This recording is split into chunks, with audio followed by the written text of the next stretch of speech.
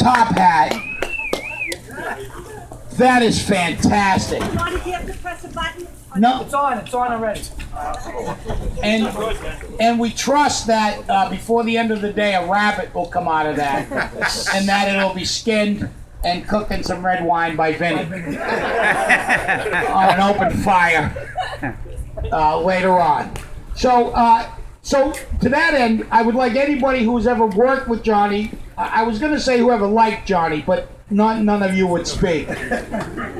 But anyone who has ever worked with or for Johnny and would like to say a couple of words, this is the time to get it off your chest in front of his friends and family, so they just know that a lot of times in stand-up comedy, we are thrown in with people that we really don't like and are forced to pretend that we do. Just so our lives don't get any more complicated than they already are. And Johnny's one of those guys. I've known him for 30 years. Liked him for about 6 months. He just turned the corner somewhere around Thanksgiving last year because we had pie night and he enjoyed a piece of pie with me. But Johnny's a good guy, and he's often, it's always, there's a pretty, it's an inside joke a little bit, but it's getting more common that whenever anything goes wrong, you just blame Johnny Pizzis. If you had giggles and something goes wrong, you go, Johnny was in charge. And then Mike will beat him up, and then it all goes from there. But I have to say this, honestly, Johnny's got one of the biggest hearts I have ever seen.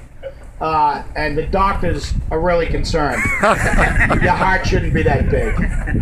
So they got him on some Lasix and a couple of diuretics, and he should be fine. And with the diuretics, we're afraid if those work, there'll be nothing left of them. So if anybody would like to speak or say a few words about Johnny or LOL, Scotty, you got something to say? There you go. Another club owner. Another club owner. A guy who runs even a worse club than LOL. I don't have a lot to say. I just wanted to come up and say a couple things real quick about Johnny. He's a good doobie. He's helped me a lot in comedy, and the new club that he opened is where I met my girlfriend. So I want to say thank you, Jack, for that. I want to say thank you for that. And by the way, I don't think Johnny knew my name for about 5 years, and I still don't think he does. But I wanted you to introduce you to my girlfriend. Her name's Sarah, just in case. He's been calling her every name in the book ever since I met him. But Carla, yeah, absolutely. But Johnny, I appreciate everything you've done for me. You really helped me out. You're a good man. Anybody else? Gilligan, just back from safari. Just back from hunting emu. You look like a mailman. This is very good. Hey, this reminds me. You two stand right here. You hear about that guy who died in a fire down at the bar? And the investigators came in. They grabbed the Italian guys. They go, hey, what can you tell us anything about him? They said, no, he worked down at GE and he had 2 assholes, Because I'm in between you guys. He goes, wait a minute. No, and they go, what do you mean he had 2 assholes? He goes, because every time we come in for a drink, they go, here comes that Irish guy with the 2 assholes. You don't like that? That's all right. I can't follow Vinny anyway. No, I just want to remind you there are children out there. Yeah, I know. Figures Johnny brings his grandkids to us. One way to not get roasted, I guess, is show up with your grandkids, huh? Yeah, that's all right, Johnny. It's about 10 years till they're pushing you in a carriage, so don't worry about it. Don't poop yourself over that. Why is he saying poop to Papa?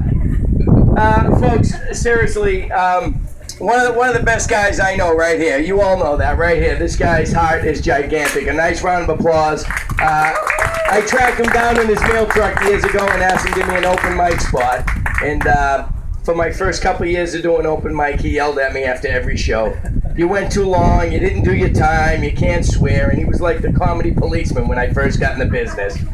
Then I've been in the business 20 some odd years, and now I see Johnny doing his bikini wax on stage to the Brazilian girls. I go, he used to yell at me for saying poop and penis.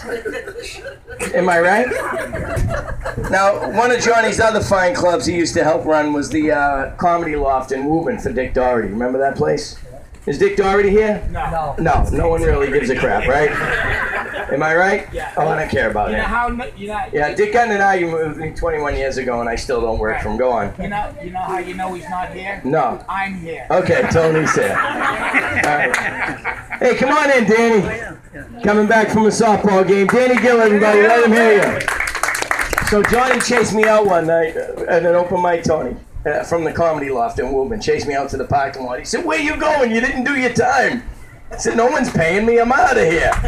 Dick already got ripped. Hi, how are you? Hey, Nice to see you. Watch out, that's the deep end. Come around this way.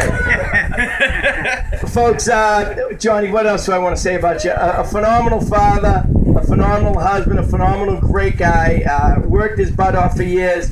Seriously, anytime you think you're doing a lot, just think of this, what this guy has done over the years since I've known him. And one of the best guys I know, one of my best friends. How about it for Johnny Pizzis, everybody? Good job. All right, turn. All right, Jack Walsh's turn. Come on up, Jack. Johnny, grab him. Help him up. Help him up. Let me tell you a quick little story about Johnny Pizzis. Not too long ago, about 5 or 6 years ago, we were working at the Riviera in Las Vegas together. We had a great trip. We hiked the mountains. We went out to the dam, Red Rock Canyon. We were having a ball. And then sometimes when you're in Vegas, you got some time on your hands other than the show that lasts an hour. So you might gamble a little.